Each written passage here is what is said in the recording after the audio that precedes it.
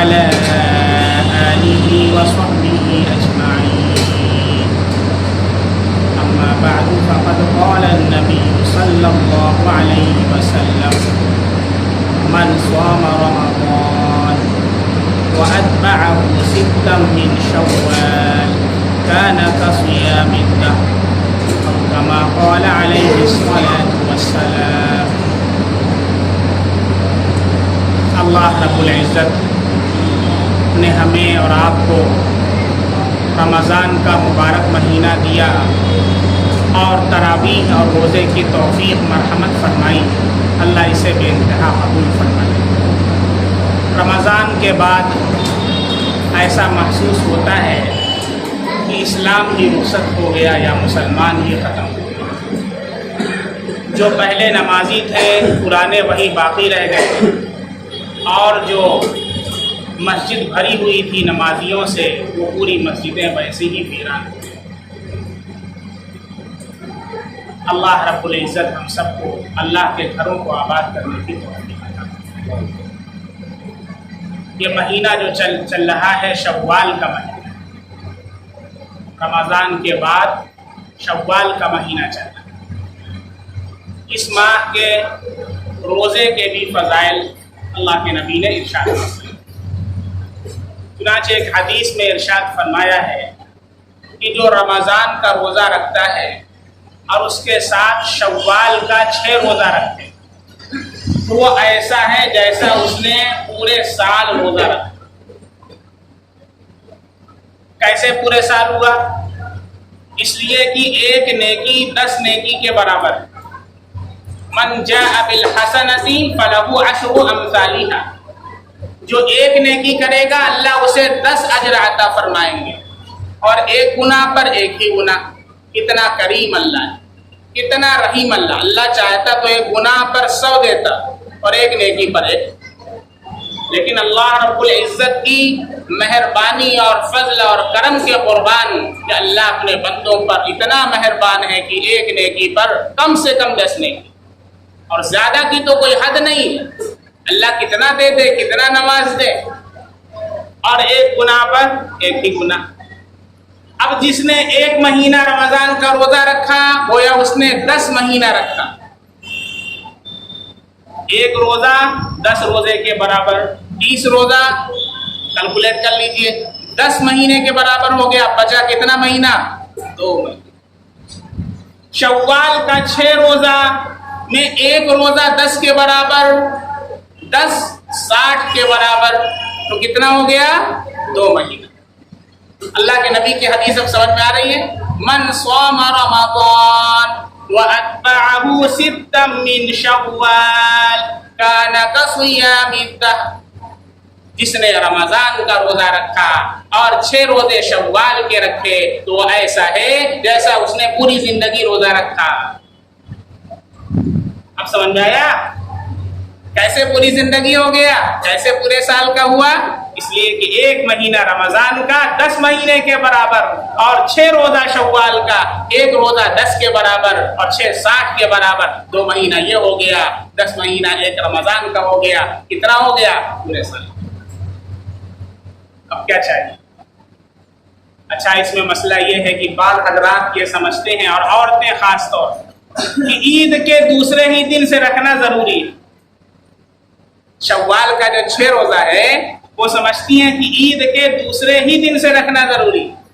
اگر عید کے دوسرے دن نہیں رکھ سکی یا طبیعت ناساز ہو گئی تو اب سمجھتے ہیں کہ اب تو ہمارا روزہ ختم ہو گیا، اب ہم نہیں رکھ سکتے ہیں.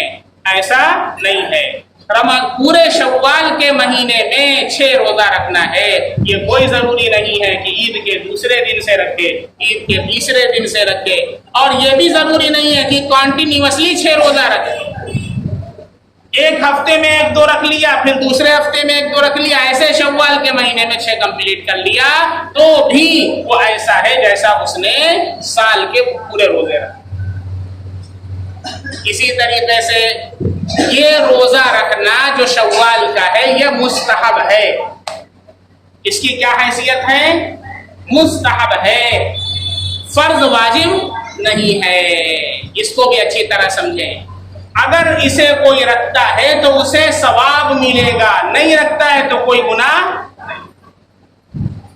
اب اگر اسے کوئی فرض سمجھنے لگے کہ رکھنا ہی ضروری ہے یا واجب کا درجہ دے دے اور نہ رکھنے والے پر ملامت کرے کہ تو نے کیوں نہیں رکھا، شوال کا روزہ تو نے کیوں نہیں رکھا، تجھے رکھنا چاہیے تھا، تو اب یہی چیز بدعت ہو جائے۔ یہ بہت اچھی باریک چیز ہے، اسے بہت سے لوگ سمجھتے نہیں۔ شریعت کے اندر ہر چیز کا ایک درجہ مقرر ہے، اسے اسی درجے پر رکھنا ہے، نہ اس سے آگے بڑھانا ہے نہ اس سے نیچے گھٹانا ہے۔ اسی کا نام کیا ہے؟ اسی کا نام ہے اعتدال۔ اس کو سمجھے، شریعت اسلامیہ کا مزاج اعتدال کا ہے۔ اللہ قرآن میں فرماتا ہے وَكَذَلِكَ جَعَلْنَاكُمْ أُمَّةً وَسَطًا، ہم نے تمہیں امت وسط بنایا ہے، اعتدال والی امت بنایا ہے، نہ افراط ہے نہ تفریط ہے۔ اس سے پہلے کی جو قومیں گزری ہیں آپ دیکھیں، کسی میں افراط پایا جاتا ہے، کسی میں تفریط پائی جاتی ہے۔ کسی نے اللہ کا درجہ اتنا بڑھایا، ارے اللہ کے علاوہ نبی کا درجہ کہ اسے خدا بنا دیا۔ نبی کا بڑا مقام ہے لیکن نبی ہے، خدا نہیں ہے۔ اب نبی کا اتنا مقام بڑھایا کہ نبی کو خدا بنا دیا۔ چنانچہ قرآن کہتا ہے وَقَالَتِ الْيَهُودُ عُزَيْرُ بْنُ اللَّهِ، یہود کہتے ہیں کہ عزیر علیہ السلام اللہ کے بیٹے ہیں۔ وَقَالَتِ النَّصَارَى الْمَسِيحُ بْنُ اللَّهِ، عیسائی کہتے ہیں کہ عیسیٰ علیہ السلام اللہ کے بیٹے ہیں۔ اللہ کا بیٹا بنا دیا۔ اللہ کیا کہتا ہے؟ اللہ کیا کہہ رہا ہے وہ نہیں سن رہے، ہم کیا کر رہے ہیں، ہماری برادری کیا کہہ رہی، ہمارے پادری کیا کہہ رہے، اسے سن رہے۔ اللہ کیا کہہ رہا ہے قرآن میں؟ لم یلد ولم یولد۔ اللہ کیا کہہ رہا ہے؟ قل هو اللہ احد اللہ الصمد لم یلد ولم یولد ولم یکن له کفوا احد۔ Say he is Allah, the one and only one۔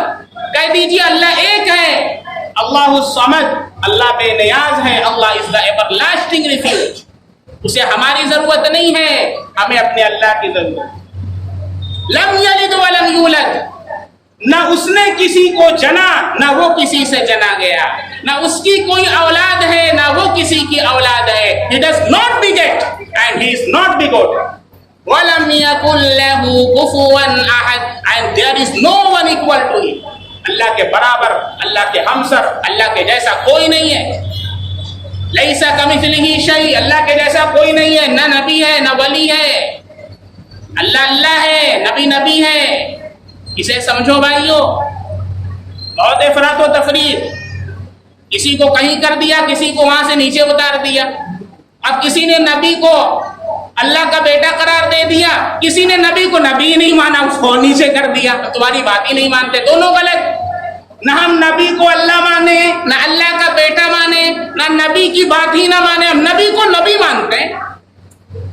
اسے کیا کہتے ہیں؟ اعتدال۔ بات سمجھ میں آ رہی ہے؟ ہر چیز میں اعتدال ہے۔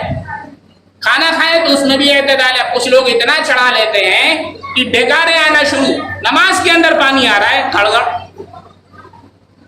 بڑا مسئلہ ہو گیا، چنا چلا آ رہا ہے، مٹر چلی آ رہی، چھولا اتنا کھا لیے ہیں، عید والے دن کبھی تک ڈھکار آ رہی۔ خاص طور سے عید کے دن پرہیز کرنا چاہیے، بہت زیادہ نہیں، اس لیے کہ 30 دن پیٹ کا ایک سسٹم بنا ہوا ہے۔ عید والے دن سے اتنا جم کر کے جو ہے ڈشیں ہم لوگ چڑھا لیتے ہیں کہ وہیں سے اکثر لوگوں کی طبیعت خراب ہے۔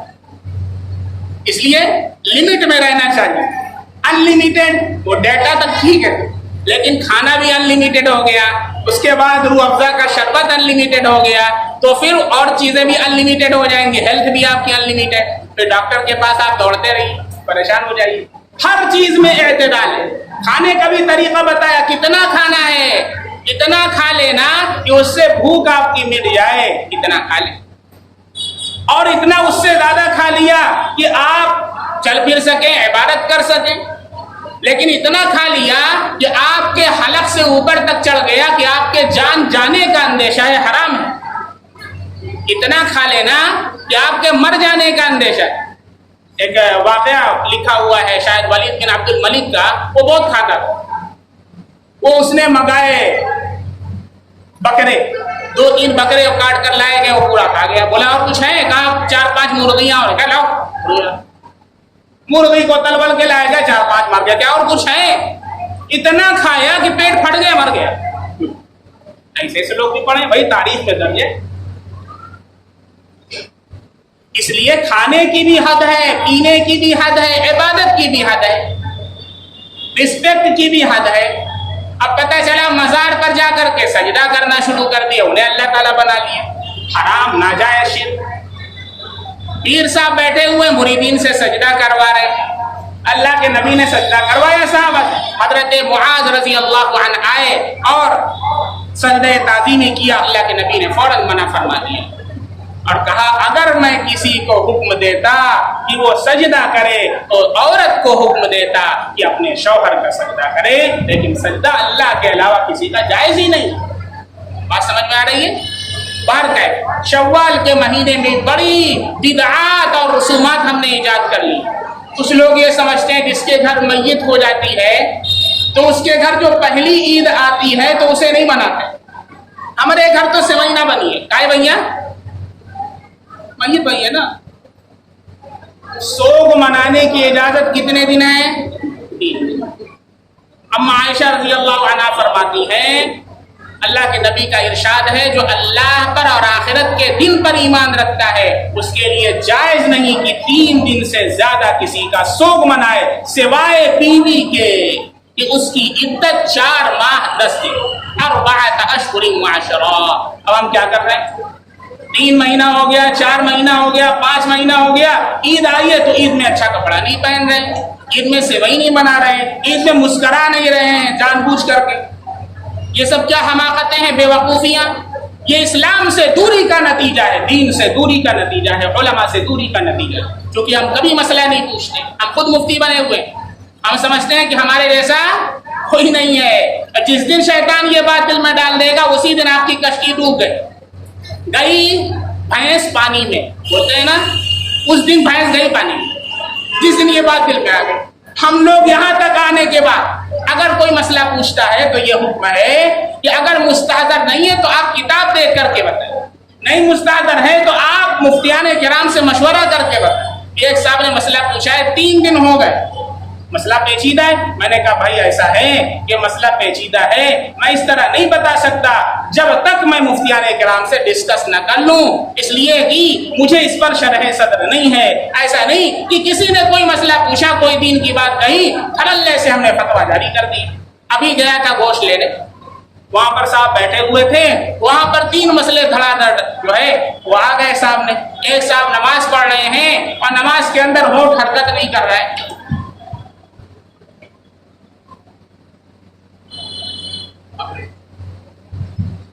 याद रखें, नमाज के अंदर होंठ हरकत नहीं कर रहा, जुबान हरकत नहीं कर रही है, ऐसी नमाज ही नहीं है।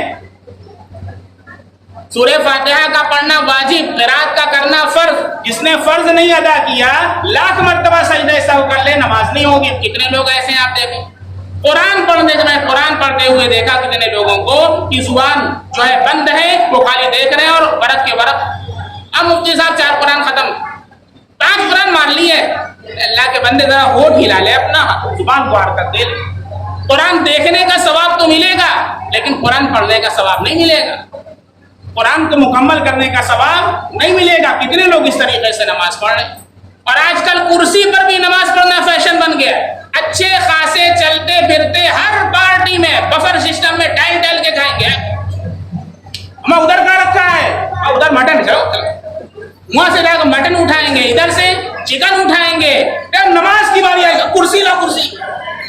ये सारी कमजोरी नमाज के वक्त आ जाएगी। मान लीजिए जमीन पर आप नहीं बैठ सकते हैं, खड़े हो सकते हैं, तो क़याम फर्ज है आपके लिए। आप कम से कम खड़े होकर के आप क़याम तो कीजिए। जहां सजदे की बात आती है नहीं जा पाते तो आप कुर्सी पर बैठ जाइए। क़याम भी आप बैठ करके कर रहे हैं, नमाज ही नहीं होगी। कभी मसले ही नहीं पूछते, खुद मुफ्ती बने हुए। अजीब सूरत हाल है, क़यामत की निशानियों में से है जो हम लोग कर रहे हैं। इसलिए अल्लाह के बंदो, ये सारी रसूमात, बिदआत, खुराफात को खत्म कीजिए। हर जुमा को यहाँ मगरिब के बाद दर्स होता है हदीस का, आकर के यहाँ शरीक होइए। अल्लाह की नेमतें बेबहा है, کہ آپ کو فری میں یہاں پر درس مل رہا ہے، اس کی قدر کیجئے اور آ کر کے یہاں پر اپنے دین کو سیکھا کیجئے، اپنے اسلام کو سیکھا کیجئے، اور جو مسائل ہیں اسے پوچھا کیجئے۔ ہفتے میں آدھا گھنٹہ دینا کوئی مشکل کی بات نہیں ہے، بات سمجھ میں آ رہی ہے؟ اور دین کے اندر اعتدال کو پیدا کیجئے، افراط اور تفریط سے بچیے۔ آخر کے اندر گزارش کرنا چاہوں گا کہ الیکشن کا موقع ہے، الیکشن میں ووٹ کا استعمال کرنا یہ ہر مسلمان کے اوپر فرض ہے۔ اللہ نے قرآن میں فرمایا ہے ان اللہ یأمرکم ان تؤدوا الامانات الی اہلھا، اللہ تمہیں حکم دیتا ہے کہ امانتوں کو ان کے اہل تک لوٹا دو۔ انہی ووٹوں کے ذریعے سے ہمارے اوپر جو حکمران ہوتے ہیں ان کا اثر پورے ملک کے اوپر پڑتا ہے۔ اس لیے اگر آپ نے اس کے اندر کوتاہی کی ہے تو اللہ کے یہاں آپ کو جواب دہ ہونا پڑے گا۔ بہت سارے مسلمان اس میں کوتاہی کرتے ہیں، نہ اپنے ووٹنگ لسٹ میں نام جا کر کے دیکھتے ہیں، نہ اپنے گھر والوں کا نام صحیح کراتے ہیں۔ اس لیے ابھی بھی آپ حضرات کے پاس موقع ہے، ابھی بھی موقع آپ کے پاس ہے، ابھی سے اس کے لیے کوشاں ہو جائیں، اور آپ کے گھر میں اور آپ کے رشتہ دار میں اور آپ کے پاس پڑوس میں اور آپ کے محلے میں جتنے بھی لوگ ہیں، کسی کا بھی ایک ووٹ رہنا نہیں چاہیے، ووٹ ضرور ڈالنا ہے۔ جو بہترین کینڈیڈیٹ ہیں، آپ جن کے بارے میں یہ سمجھتے ہیں کہ وہ قوم کے حق میں اور ملک کے حق میں بہترین خادم ثابت ہوں گے، آپ اپنی حق رائے دہی کا ان کے لیے استعمال کریں۔ اللہ رب العزت ہم سب کو شریعت و سنت کے مطابق زندگی گزارنے کی توفیق عطا فرمائے۔ آمین۔ وآخر دعوانا الحمدللہ۔